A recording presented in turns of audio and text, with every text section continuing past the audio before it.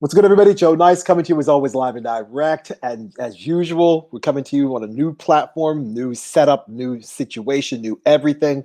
Today's date is November 27th, 2020, and these are the live and direct chats. I've been doing these chats on Instagram for a long time now. Instagram decided to censor me about 2.5, maybe 3 weeks ago for some inexplicable reason.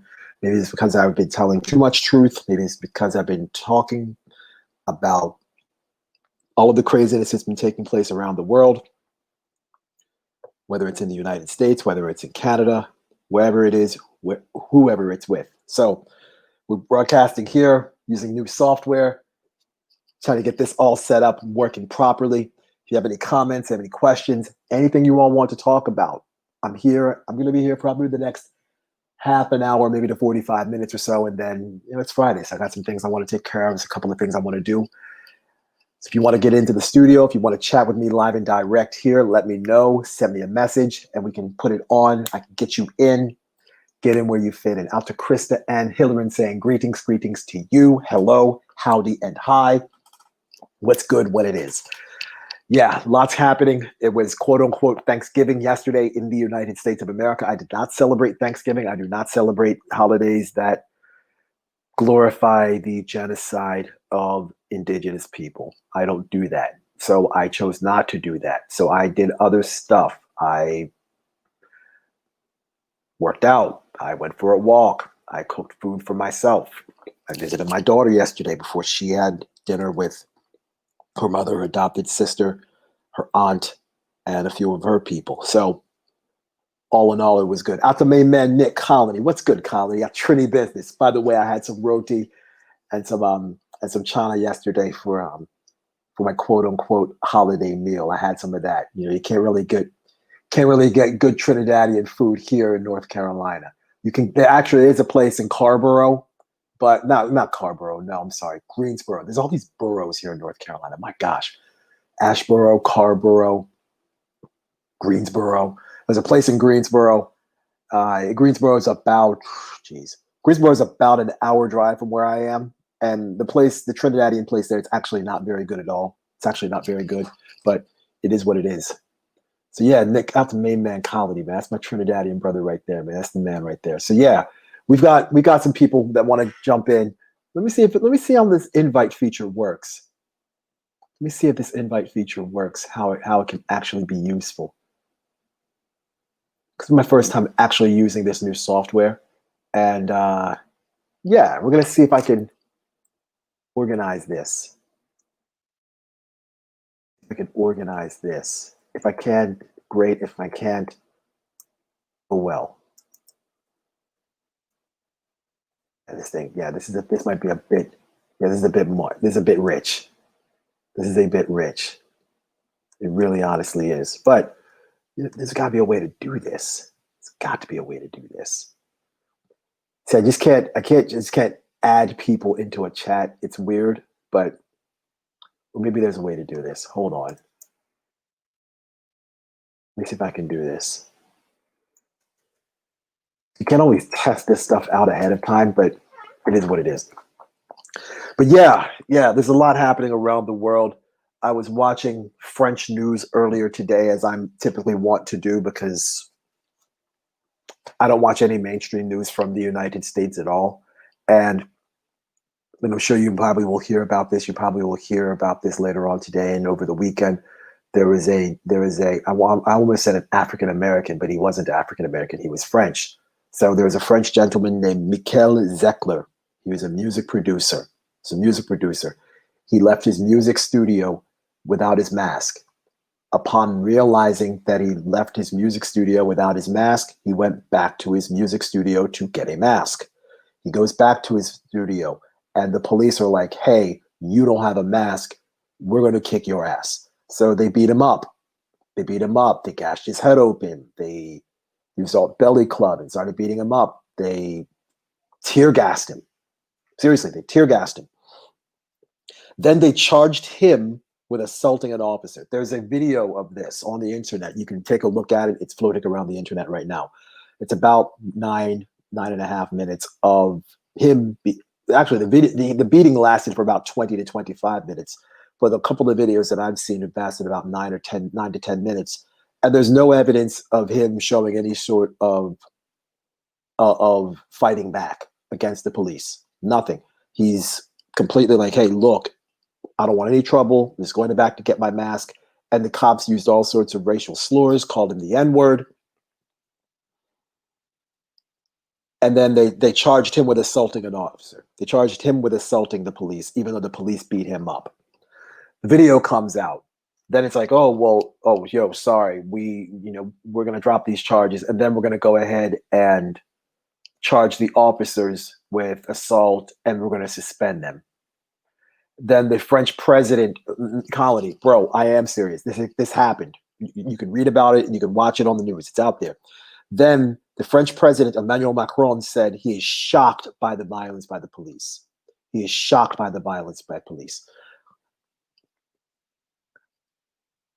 There's not too many presidents that I actually like, and there's a whole lot of them that I don't like in terms of leaders of countries or whoever. Emmanuel Macron is high on my list. Macron is a step below Biden, Harris, Obama, Clinton, Trump. Macron is right below that level. He's just below it. How could Emmanuel Macron say, oh, I'm shocked and saddened by this police violence, when he's had the Gilets Jaunes movement and the Gilets Jaunes and police beating up yellow vest and black, and the Gilets Noirs, the black vests, and police officers beating up yellow vest and black vest protesters in his country? How could he be shocked by this? How could he be shocked by this? How could he be shocked by the Diallo situation? I forget the gentleman's first name. This happened back in 2016 when the French police beat up this African migrant. French police beat him up. How could he be shocked about police violence with the Cedric Chouviat case? The father of 5. He was choked out by police. Choked out by police. And the the words that he said when he was choked out was, I think he said, "Je suffoque," which means I am suffocating. I can't breathe. He said that. There's a French film by a gentleman named David Dufresne, and I can't remember the French words, but the English translation means a country that keeps itself wise. And this entire film is about documenting police violence against yellow vest and black vest protesters in France. How could he say, oh, well, I'm shocked by police violence? Emmanuel Macron is full of shit, and everybody knows it. And now you see why people are in the streets protesting against this French law, protesting against this law, saying that, hey, you know, it's now illegal to videotape French police officers. What would have happened to Michel Zecler, this French producer, if the videotapes weren't there? What would have happened to him? He might be dead. This could be a George Floyd situation. This could have been easily a George Floyd situation. This could have easily been a Javier Ordonez situation, who is a father of 2 out of Bogota, Colombia, who was killed, who was, again, choked and killed by police. Police violence has to stop. Police violence must stop. And just when you think this whole situation is taking place only in the United States, it is not. It is taking place around the world, and it's getting worse. It is not getting better. It is getting worse. And here we are now, especially in the United States, probably about 115 days after the expiration of the CARES Act. And again, millions and millions of American people do not have any sort of stimulus package, nothing to show for it, nothing going on. And it's going to get worse. It's going to get worse. Out to Nick Colony saying respect. I appreciate you, brother. We're getting people on here. Krista Van Hilleren saying greetings. Hey, greetings to you. I appreciate it. Thank you so much. So yeah, so look, if you're on right now, if you're on Facebook and you're watching me live on the Facebook fan page, and I hate using that term fan page, but it is what it is. If you're on right now, you have some comments, if you want to talk about anything you want to talk about, let me know. I'm here. And to also Matt saying, always speaking the truth. Thank you, Joe. I appreciate you also, Matt. Thank you. Yeah, I mean, someone's got to be out here speaking the truth, because I mean, people are out here. Again, almost a month ago, we had Joe Biden getting elected president of the United States and Kamala Harris being elected vice president. And that's probably the reason why I got banned from going live on Instagram. It's because I've been quite vocal about the bullshit from both of them. Quite vocal about it. Quite vocal about it. I'm like, look, you know what? Neither Trump nor Biden is the answer to the United States. And if you take a look at many of Biden's cabinet appointments, when Joe Biden the other night posted on Twitter saying, "Hey, America is back," what he meant by that is America is back. America is back to the same neoliberal bullshit from 2008 and 2012 from the Obama administration. That's where we're back. We're back to that. And 8 years of that quote unquote America gave us 4 years of Trump. And in 2024, when Kamala Harris eventually becomes the Democratic nominee for the presidency of the United States, and she eventually loses to whoever the Republican candidate is, and that Republican candidate becomes a worse version of Trump. And what I mean worse, not necessarily I mean worse, not only because of policy, but worse because you'll have a competent person in the White House to execute on all these draconian policies. Don't be mad at me, please. Don't be mad at me and say, well, damn it, Joe, why didn't you say something? Because you can go back and look at all these broadcasts that I've been doing over the past 8 or 9 months, all these videos, all these conversations, and I've been saying the same thing. You know what? If we get Biden for 4 years and Harris, we're going to get eventually a worse version of Trump. In 2024, when that election comes up, don't be mad at me when you get some worse version of Trump that actually does all the shit that Trump couldn't do because Trump had no idea how government actually worked. Don't be mad. Neil Fox saying, you're doing great work, Joe. I appreciate you, Neil Fox. Thank you, brother. Nick Connolly saying, man, I got to say, I'm so proud of you. I'm proud to know you. I'm proud to know you too, Nick. For real. And you know what? One of these days, I'm going to get back to Trinidad. You know, we'll do it all over again. You know how it goes. You know what it is. So yeah, the police again. And I said this on my Instagram story earlier today when I was on my morning walk. And for the past 3 weeks, maybe almost the past month, I've been walking a minimum of 10,000 steps every morning.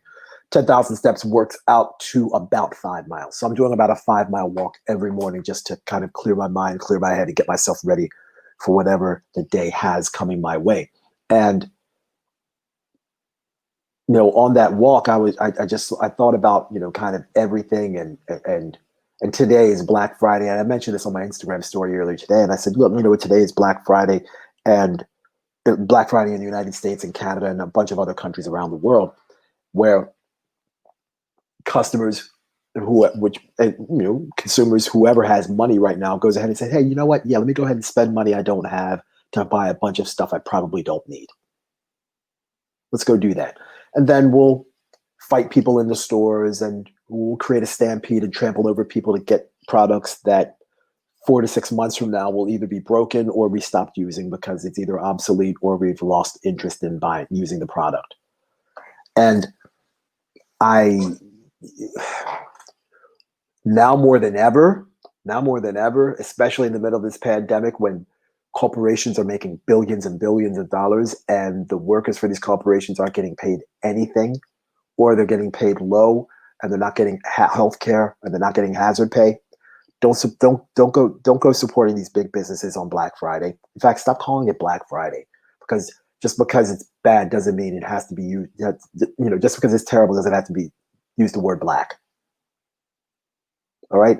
Every black cat that you see is not bad luck. Why is it called blackmail? How come the devil's food cake is the dark colored cake? The angel's food cake is the white cake. Stop the bullshit. Cut it out. Cut it out. Cut it out. Support your local businesses. Support your friends' businesses. Like I said earlier, if you have a friend that makes hats and scarves and t-shirts and buttons and pins, support that business. If you have a friend that's a tattoo artist, support that tattoo artist that's local.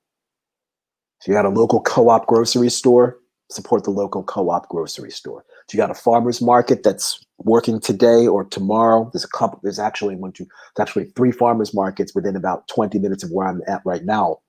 They're all going to be up and moving tomorrow. Support your local farmers markets. Don't go to these big block grocery stores like a Whole Foods, because they're part of Amazon and they don't take care of their people. Don't do it. Don't shop at Walmart under any circumstances.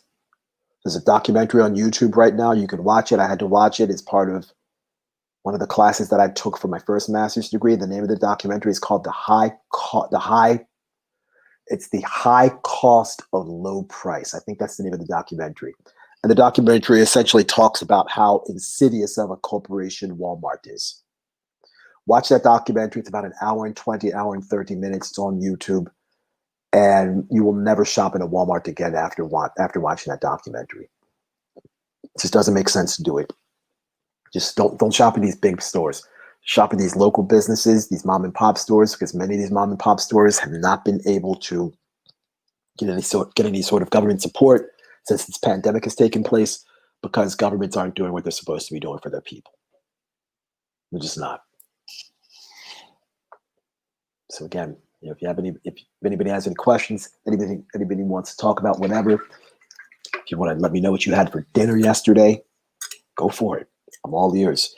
By the way, if anybody has any vegan treats that they want to send to me in the mail, send me a direct message. I like vegan treats.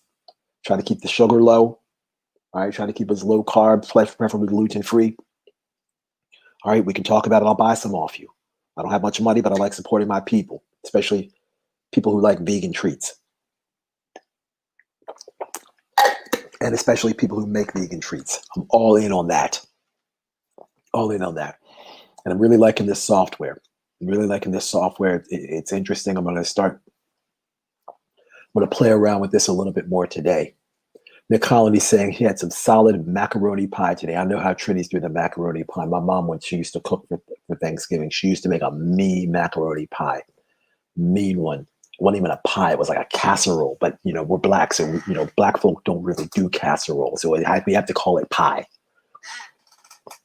And casserole is different kind of where you live. You know what I mean? You could have some parts of the United States call it casserole. Some parts of the United States call that dish with green beans and French onions and cream of mushroom soup. Some call it hot dish. Depends on what part of the country you're in. If you're in the Midwest, you're not calling it casserole. You're calling it hot dish. And I don't even think people out west even mess with casserole, because it's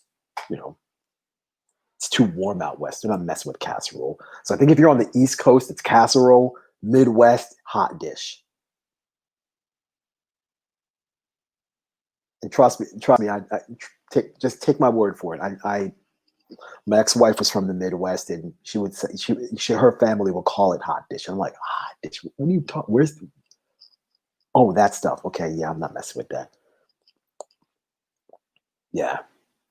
Also, Matt saying, you remember the show we did during Freddie Gray? I absolutely do remember that show. I do remember that show. It was I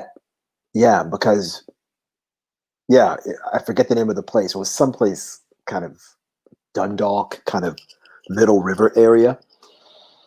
And yeah, it was that night. It was the Freddie Gray riots. That wasn't the riots. I'm sorry. It was the night when the lockdown, the curfew took place. It was from midnight until 6 a.m.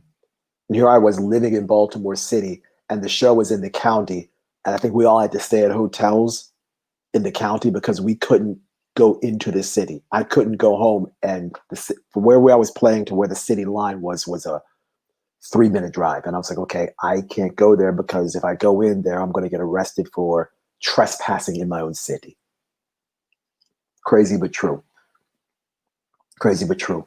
And I was just in Baltimore over the past couple of days, and Baltimore is still truly never recovered from the whole Freddie Gray riots.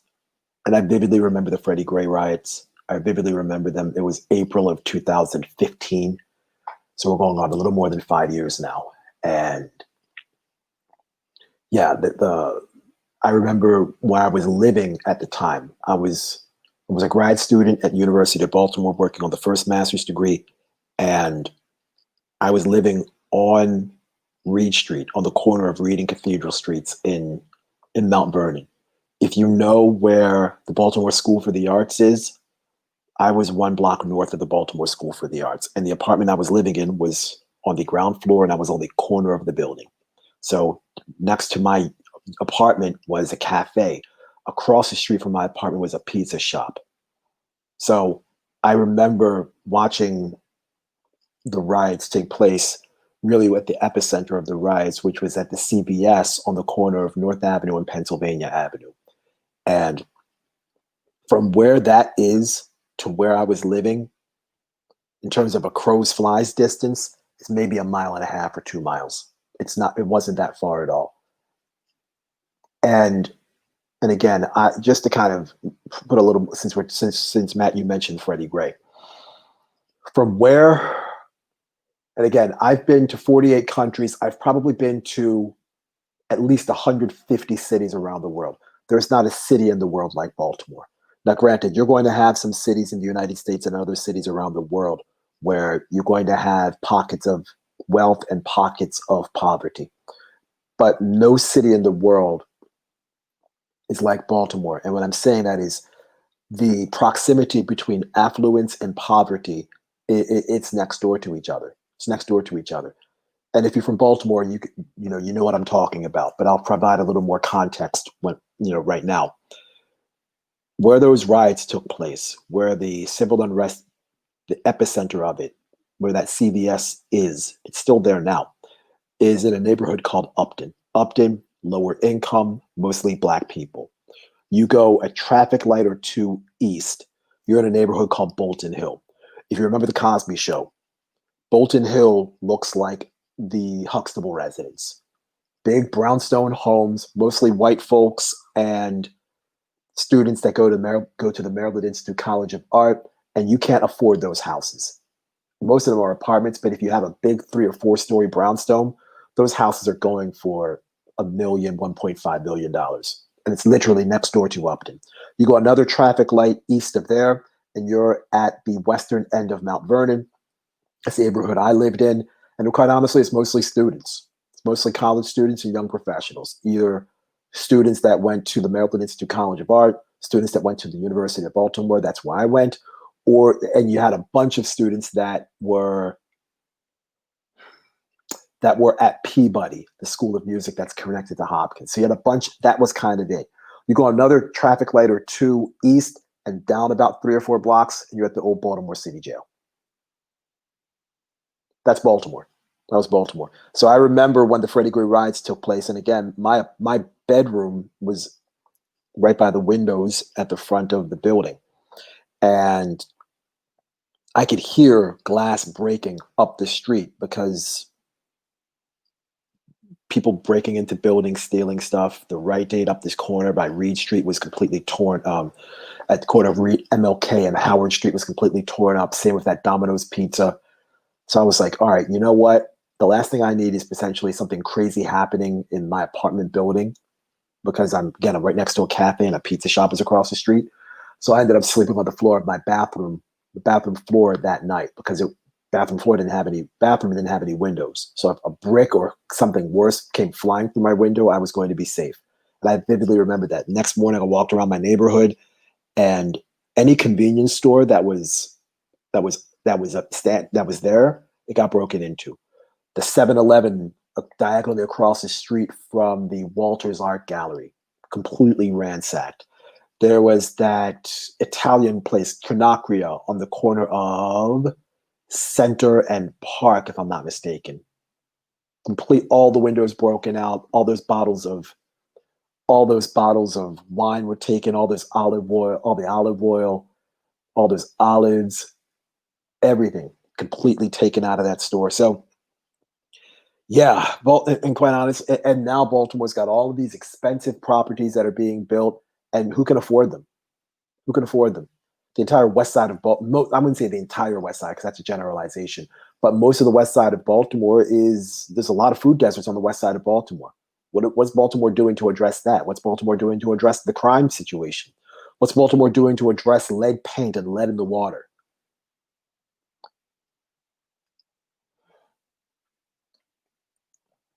Nick Colley is saying, I've experienced the American phenomenon known as casserole. Yep, Sarah's from Jersey. Yep. Oh yeah, told you. It's an East Coast thing. If it's East Coast, it's casserole.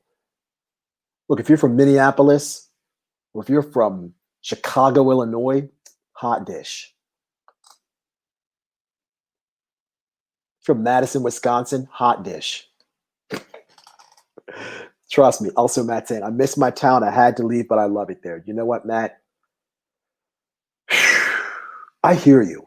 I totally hear you on that because there's something.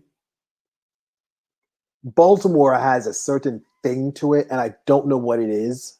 And I really don't know what it is because I had to leave it also. And the only reason I came back when the pandemic started is because I had nowhere else to go. If I had somewhere else to go, I wouldn't have come back to Baltimore because that's the reason I moved away from Baltimore 3 years ago because I quite honestly outgrew it and I got tired of the craziness there.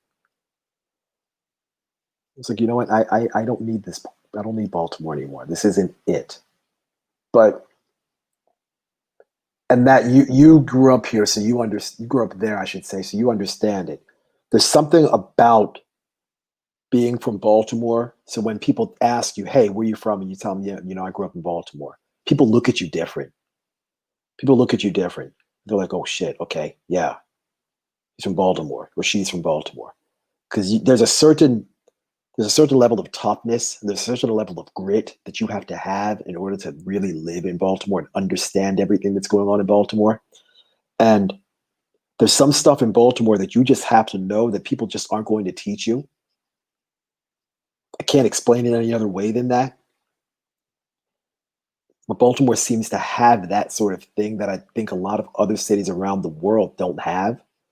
And again, when people look at you and you tell them, "Hey, yeah, I'm from Baltimore. I grew up in Baltimore."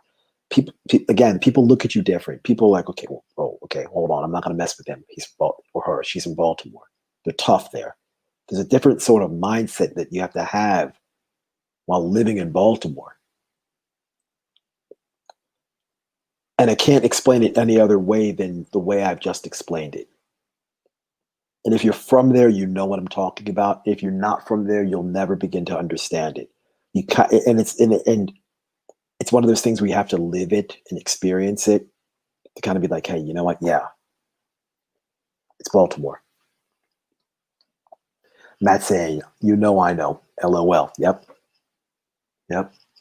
And I swear, Baltimore, kind of the Baltimore metro area, maybe going around DC, it's the one area in the world where people care where you went to high school. No one asks. I mean, if you grew up in California, nobody cares where you went to high school in California. If you grew up in Austin, Texas, no one cares where you went to high school. You grew up in Baltimore, it's like, or the suburbs of Baltimore, or around DC. It's like, yo, okay, oh, you're from Baltimore? Oh, wow, where'd you go to high school? And I guess that question shows the classism and elitism that takes place in that area, because that answer basically tells the other person everything that other person needs to know about you, how you grew up, your potential social circles, your where you live or where you might be living, all of that. And instead of actually encountering the person and taking the person for his or her merits, it's, oh, where'd you go to high school? Okay, so if you went to a public high school, well, you're not as good as me because your parents didn't send you to a private school. And then there's even elitism within the private school industry in Baltimore. And I purposely use that phrase, private school industry, because it's a fucking industry. Look how many private schools there are in Baltimore and how expensive they are. How expensive they are. If you're in the north central section of Baltimore, going across Northern Parkway, check the prices of some of those private schools. Check the price on Bryn Mawr and Gilman, Roland Park Country School, Boys Latin, which is a little further up, but not that far up. You go check the price on Friends on Charles Street. Check the price of the Calvert School, which is a middle school, a little bit further down, kind of in the Guilford area, just not too far away from Johns Hopkins University. Check the price of that school. And these are middle schools and high schools. And these are in Baltimore City. So the high school I went to, Calvert Hall. Calvert Hall is now probably a $20,000 a year high school. Loyola Blakefield, our rival high school, is probably in the low to mid 20s. McDonough, which is in the county, it's a boarding school. McDonough is probably a $40,000 a year school. Garrison Forest, which is another, it's a boarding school. It's on Reisterstown Road. Garrison Forest, if you're a boarding school, if you use the boarding school services, it's probably a $60,000 a year education. And that's high school. We're not even talking college. We're talking high school. So, yeah, madness, absolute madness. But yeah, this has been fun. I like using this new streaming service here, this new streaming software, StreamYard. I'm gonna try and get nice with this and use this a bit more often. Trying to build up this channel a little bit more, build up the YouTube channel a little bit more, and really get some things going. And figure out how to properly invite guests onto the show. You know, there's a code and stuff. I gotta figure all of this out. It's really my first time using it, but this has been good. This has been productive. Matt went to Delaney. Okay, see, you went to Delaney. So I already look, Matt. I know everything I need to know about you. You might have played lacrosse. You grew up Lutherville, Timonium. Summer times were spent. Yep, known as Drug Lady. Yep, yeah, I know. You might have been living in those apartments, in some of those apartments, right around that way. You probably had lunch at that really good Italian restaurant on Cranbrook Road. I forget the name of it. You might have had some meals at the Chick-fil-A up on York Road. Gosh, let me think. I know you definitely went to the Timonium State Fairgrounds for summer vacation during the summer. Come on now. You went to Delaney. You grew up probably in that between, York Road area, kind of north of Seminary Avenue, but south of, oh gosh, let me think, south of Timonium Road. Because anything north of Timonium Road is really more like Cockeysville, Hunt Valley. And if you lived in Hunt Valley, you weren't going to Delaney because it's outside of your jurisdiction. You're going up to high schools up there, or maybe even the Hereford zone. I know, the Hereford zone. So don't think I don't know. Don't think I don't know. Trust me. Believe it. You probably had dinner once a week at that Chili's just off of York Road. I know. But yeah, that's it for me today. It's Friday. I'm going to shut this one down early. I promise you, I'm going to get better at doing this whole, not necessarily conversing with people, because I know how to talk to people. And I can talk about some stuff, but that's not it. I'm going to get better with using this software and figure out how to invite people that want to jump on. Maybe get some guests in here and there. Want to talk about some other stuff. A couple of other things I know on my Instagram feed. On my Instagram, it's JOENICEDJ. As a matter of fact, I'm going to type it in here. It's going to be Instagram, rem.com/JOENICEDJ. In the chat, you can see it there. There's a lot of content on my Instagram page. You can take a look and see what's happening there.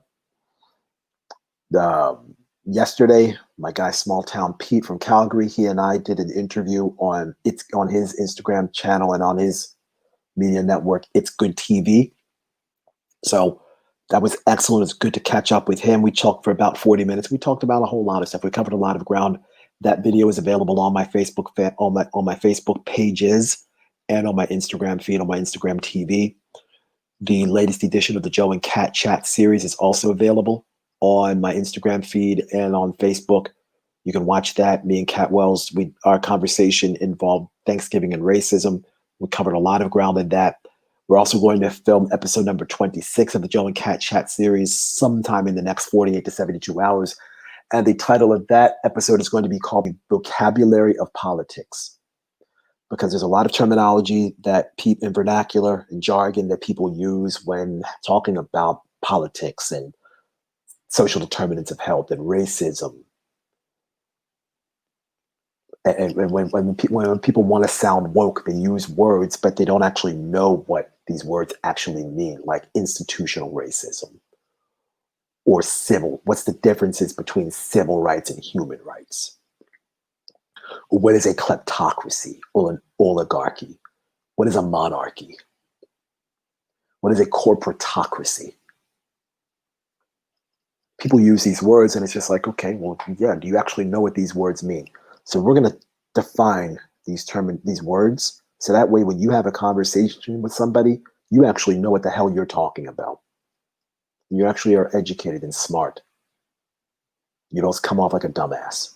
So we're going to educate everybody. We're going to define these terms. What is racism? What is sexism? What is ableism? When you say LGBTQIA+, what does that mean? So we're going to define a lot of these terms. It might even be a two-part episode because we got about 50 or 60 words that we actually want to define. And some of these terminologies are not just going to be a couple of sentences and we go about our business. Some of these terminologies are going to take a little bit of time to get into and really define and understand, especially when we talk about the differences between civil rights and human rights. And if you want to learn more about human rights, the United Nations wrote up the Declaration on Human Rights, I think in 1954, 1956 or something. And there's 30 articles that define what human rights are in the United States. I'm sorry, not in the United States, based upon what the United Nations defines as human rights.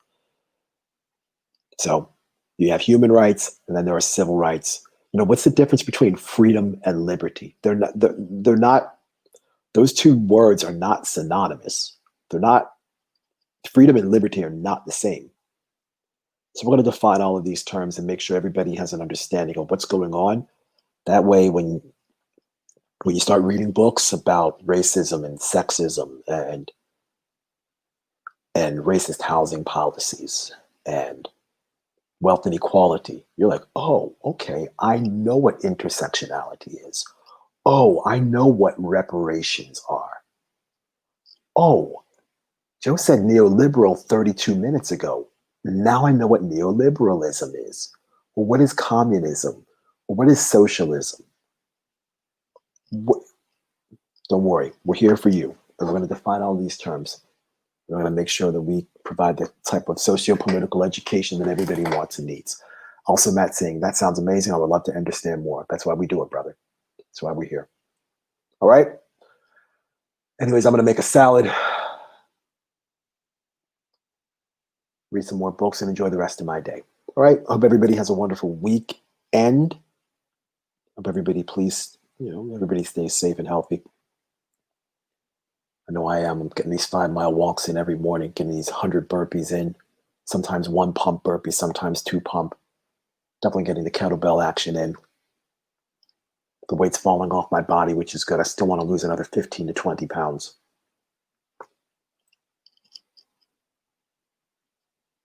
Stay patient, stay vigilant, stay after it. It'll happen. Shit, I've already lost over 100, so I know what it's like. The next 20 should be. I almost said the next 20 should be a piece of cake, but actually, no, I don't want it to be a piece of cake because I'm actually avoiding cake. Because cake is how I got to be almost 300 pounds. Anyways, all the best, everybody. Peace.